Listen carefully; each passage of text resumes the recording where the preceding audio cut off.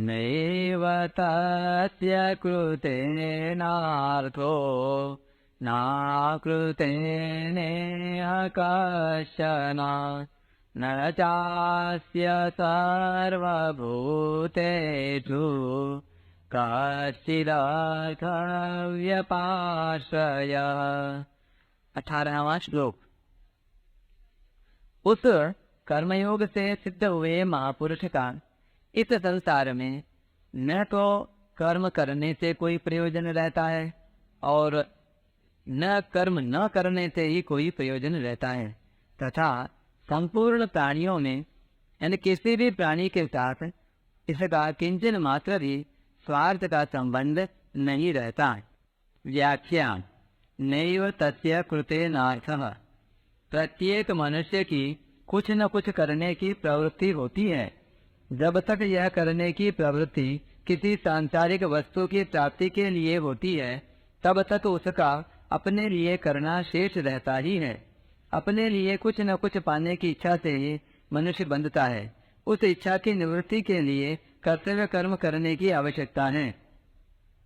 कर्म दो प्रकार से किए जाते हैं, कामना पूर्ति के लिए और कामना निवृत्ति के लिए।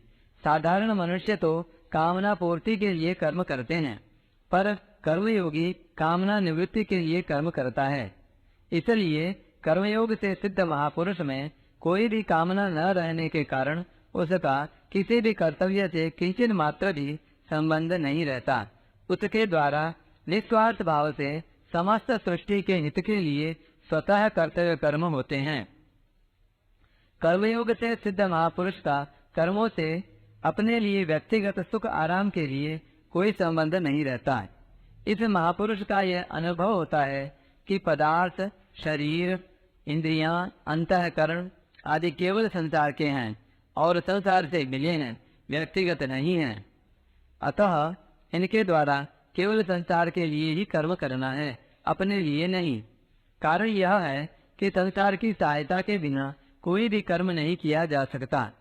इसके अलावा मिली हुई कर्म सामग्री का संबंध भी समष्टि संसार के साथ ही है, अपने साथ नहीं। इसलिए अपना कुछ नहीं है, व्यष्टि के लिए समष्टि हो ही नहीं सकती। मनुष्य की यही गलती होती है कि वह अपने लिए समष्टि का उपयोग करना चाहता है, इसी से उसे अशांति होती है।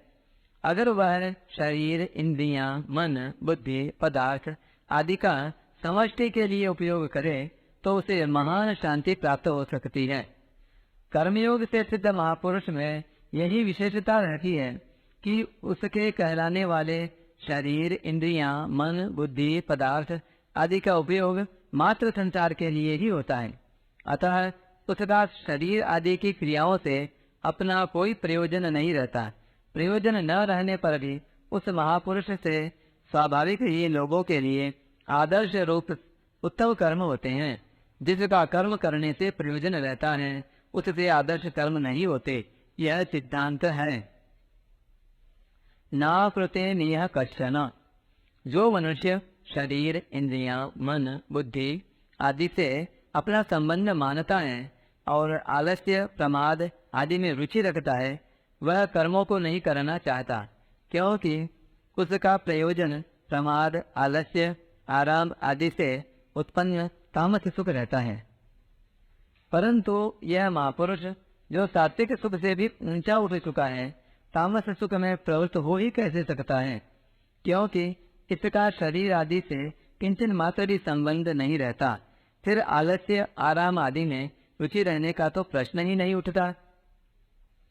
मार्मिक बात। प्रायः साधक कर्मों के न करने को ही महत्व देते हैं।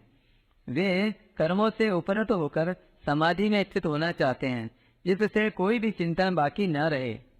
यह बात श्रेष्ठ और लाभप्रद तो है, पर सिद्धांत नहीं है। यद्यपि प्रवृत्ति की अपेक्षा निवृत्ति श्रेष्ठ है, यानी करने की अपेक्षा न करना श्रेष्ठ है, तथापि यह तत्व नहीं है।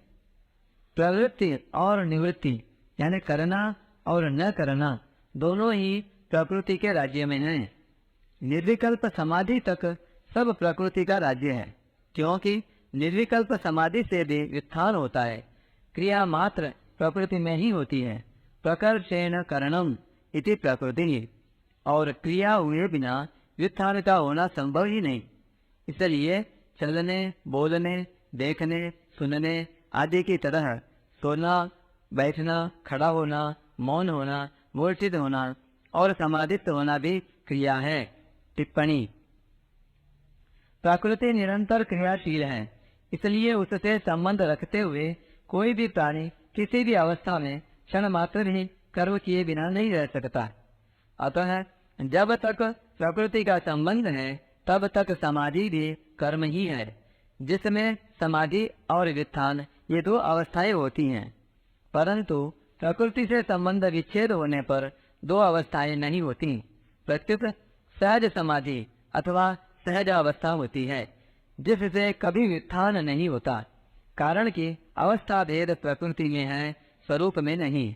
इसलिए सहजावस्था को सबसे उत्तम कहा गया है। उत्तमा सहजावस्था मध्यमा ध्यान धारणा कनिष्ठा शास चिंता च तीर्थयात्रा धमाधमः। वास्तविक तत्व यानी चेतन स्वरूप में प्रवृत्ति और निवृत्ति दोनों ही नहीं है। वह प्रवृत्ति और निवृत्ति दोनों का निर्लिप्त प्रकाशक है। शरीर से तादात्म्य होने पर ही शरीर को लेकर करना और न करना ये दो विभाग यानी द्वंद्व होते हैं। वास्तव में करना और न करना दोनों की एक ही जाति है। शरीर से संबंध रखकर न करना भी वास्तव में करना ही है। जैसे गच्छति जाता है क्रिया है, ऐसे ही तिष्ठति यानी खड़ा है यह भी क्रिया ही है। यद्यपि स्थूल दृष्टि से गच्छति में क्रिया स्पष्ट दिखाई देती है और तिष्ठति में क्रिया नहीं दिखाई देती है, तथापि सूक्ष्म दृष्टि से देखा जाए तो जिस शरीर में जाने की क्रिया थी उसी में अब खड़े रहने की क्रिया है। इसी प्रकार किसी काम को करना और न करना इन दोनों में ही क्रिया है। अतः जिस प्रकार क्रियाओं का स्थूल रूप से दिखाई देना यानी प्रवृत्ति प्रकृति में ही है, उसी प्रकार स्थूल दृष्टि से क्रियाओं का दिखाई न देना यानी निवृत्ति भी प्रकृति में ही है। जिसका प्रकृति एवं उसके कार्य से भौतिक तथा आध्यात्मिक और लौकिक तथा पारलौकिक कोई प्रयोजन नहीं रहता, उस महापुरुष का करने एवं न करने से कोई स्वार्थ नहीं रहता।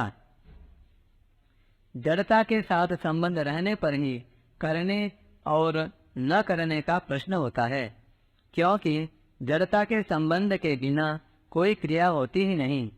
इस महापुरुष का जड़ता से सर्वथा संबंध विच्छेद हो जाता है और प्रवृत्ति एवं निवृत्ति दोनों से अतीत सहज निवृत्त तत्व में अपनी स्वाभाविक स्थिति का अनुभव हो जाता है।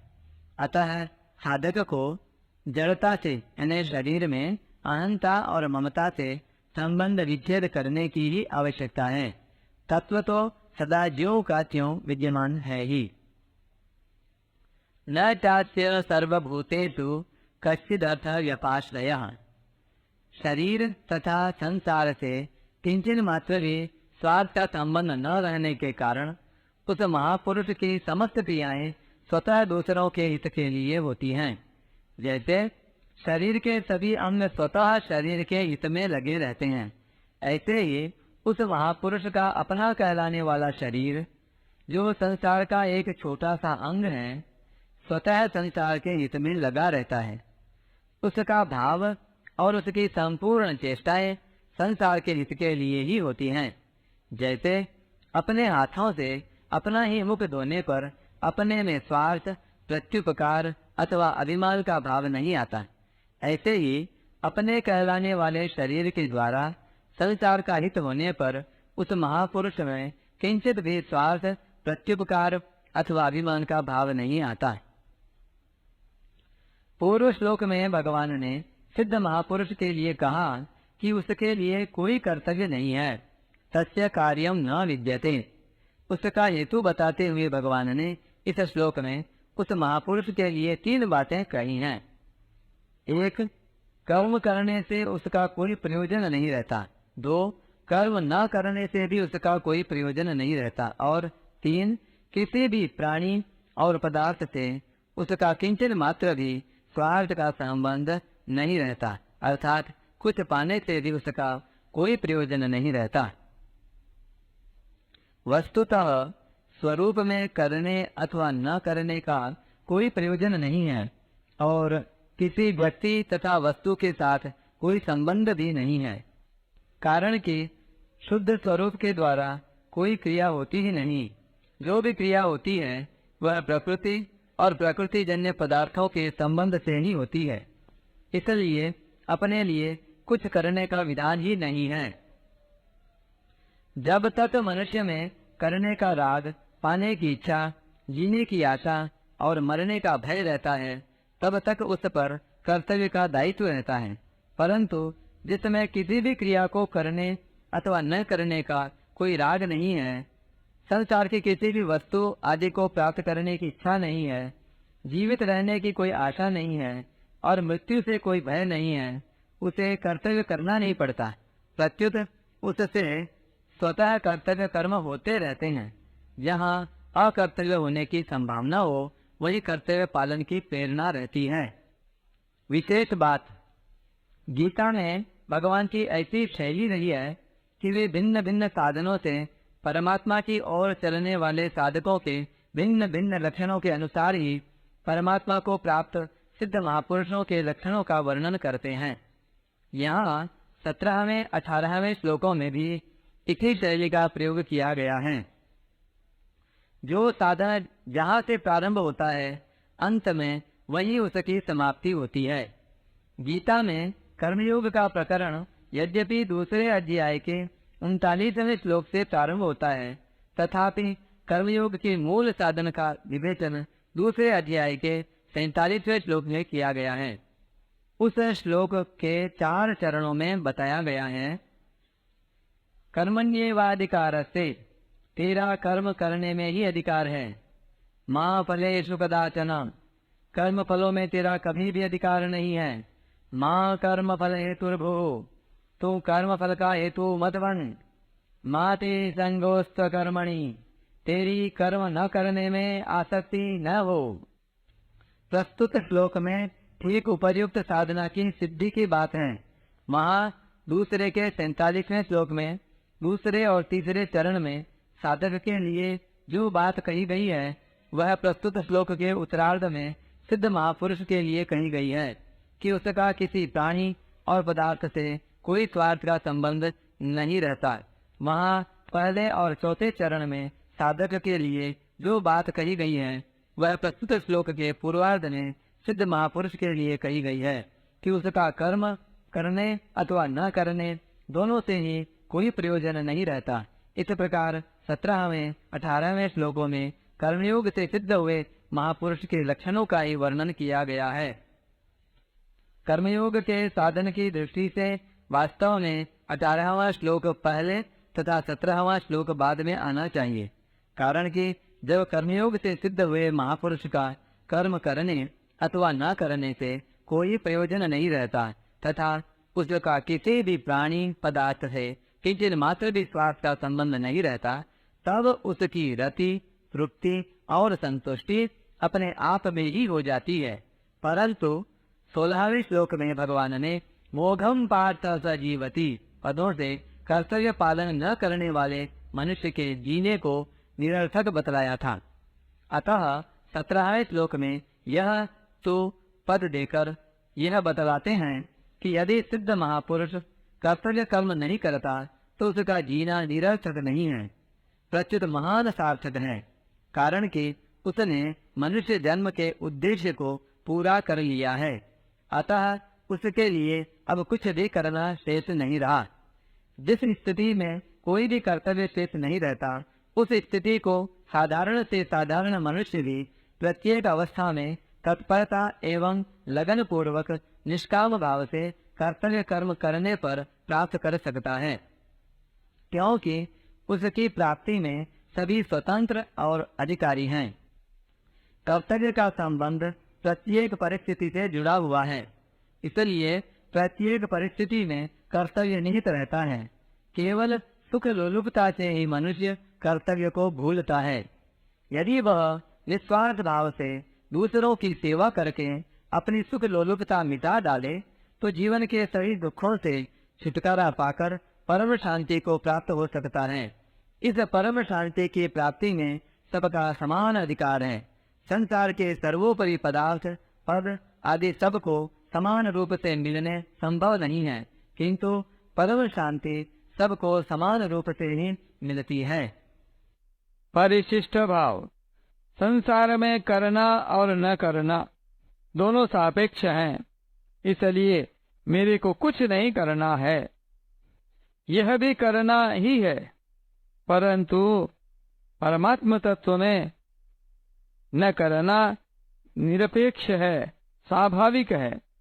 कारण कि चिन्मय सत्ता का न तो क्रिया करने के साथ संबंध है और न क्रिया न करने के साथ संबंध है। इसलिए परमात्म तत्व को प्राप्त हुए कर्मयोगी महापुरुष का न तो किसी वस्तु से कोई संबंध रहता है, न व्यक्ति से कोई संबंध रहता है और न क्रिया से ही कोई संबंध रहता है। योवतिष्ठति नेंगते, उसकी दृष्टि में एक चिन्मय सत्ता के सिवाय कुछ नहीं रहता।